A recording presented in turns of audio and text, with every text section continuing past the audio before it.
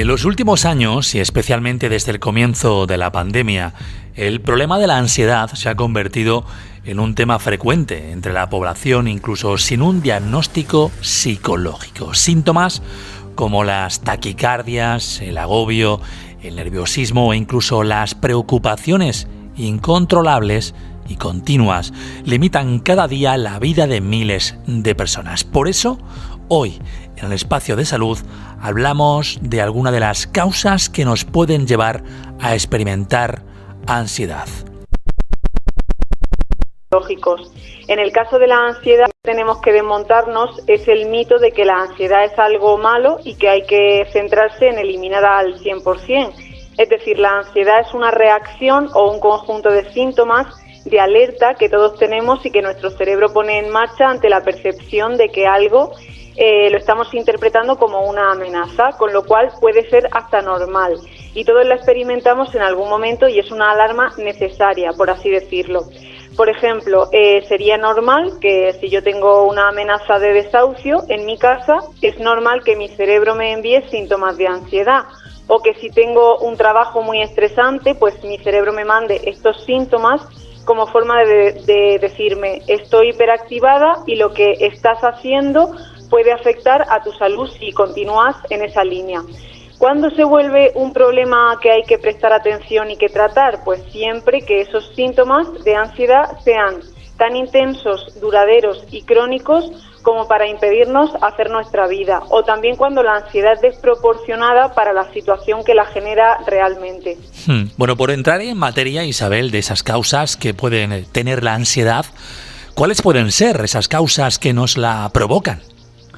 Bueno, pues en primer lugar debemos tener en cuenta lo que os digo siempre de que nuestro estilo de pensamiento y de interpretar la realidad que nos rodea puede jugar un papel importante en los síntomas. Por ejemplo, una causa que solemos encontrar frecuentemente los psicólogos de esa ansiedad es, como se suele decir, el ir por delante del tren, ¿no?, en nuestra rutina diaria. Es decir, en lugar de estar concentrados en la tarea que estamos haciendo ahora mismo, pues estar pensando en lo que tenemos que hacer después, en cosas que ahora mismo no podemos controlar o que no podemos llevar a cabo. Es lo que se llama en psicología como mente dispersa, y eso nos genera un malestar añadido, un malestar por algo que, si os dais cuenta, en realidad aún no está en el presente y puede que nunca llegue a ocurrir. Y luego también, hablando de conocer la ansiedad para gestionarla, una de las fuentes de ansiedad que nos encontramos también los psicólogos es la falta de educación sobre cómo funcionan nuestros procesos de pensamiento. Creo que esto lo he explicado alguna vez, que la mente la podemos comparar con un ordenador que no tiene un botón para detenerla, para pararla, que siempre está encendida y que su trabajo es producir pensamientos.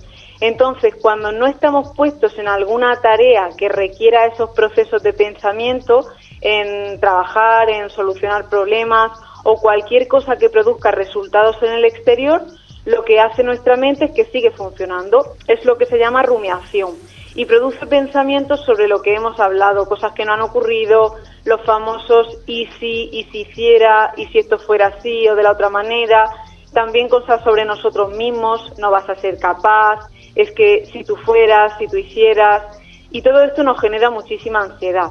Si nos creemos, claro, esos pensamientos a pie juntillas, y no nos lo tomamos pues como lo que son, pues simples producciones de nuestra mente que funcionan así.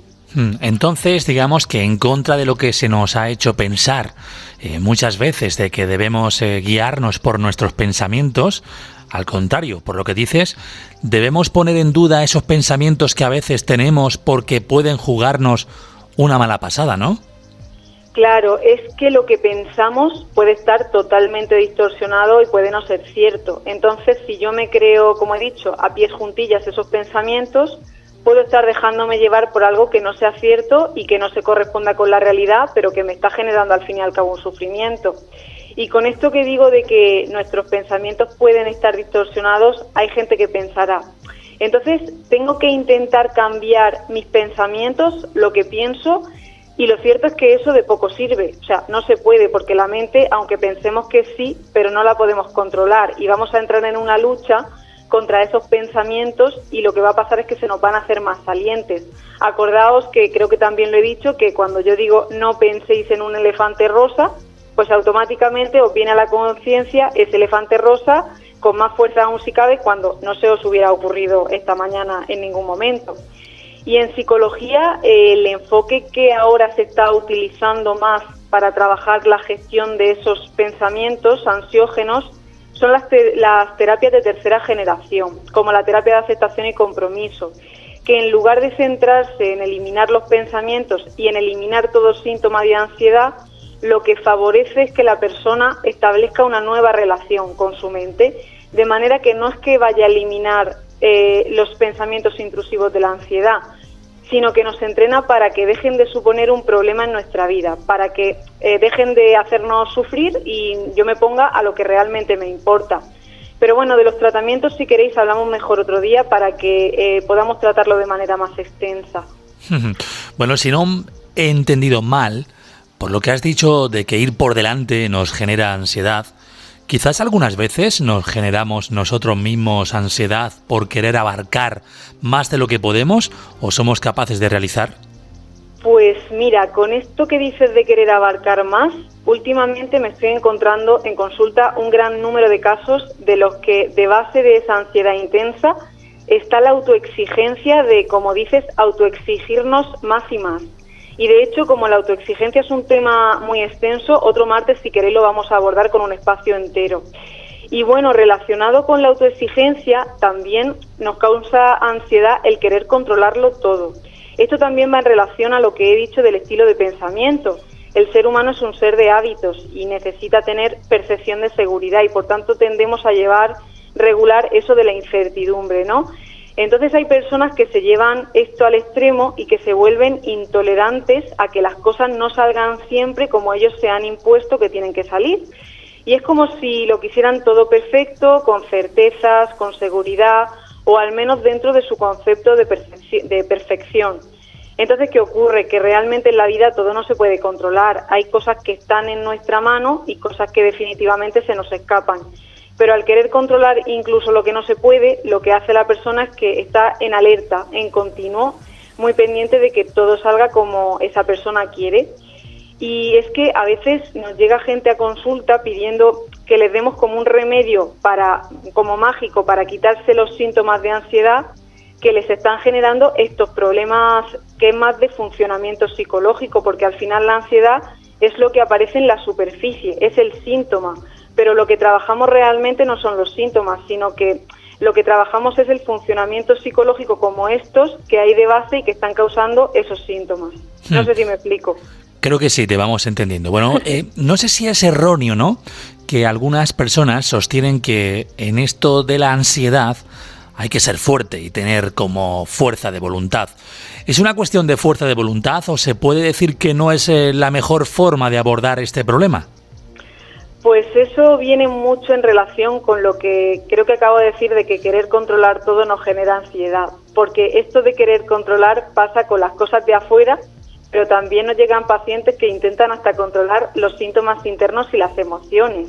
Es decir, a veces nos encontramos con personas que están en un punto de autoexigirse a sí mismos, no tener ningún pensamiento negativo o ninguna emoción desagradable y que empiezan en un bucle de no puedo tener nada de ansiedad, para ser feliz tengo que estar siempre alegre, tengo que ser positivo. Esto viene mucho de la creencia popular de que ser fuerte es estar siempre alegre, con emociones agradables y que a los problemas hay que echarles esto de la fuerza de voluntad, como tú dices.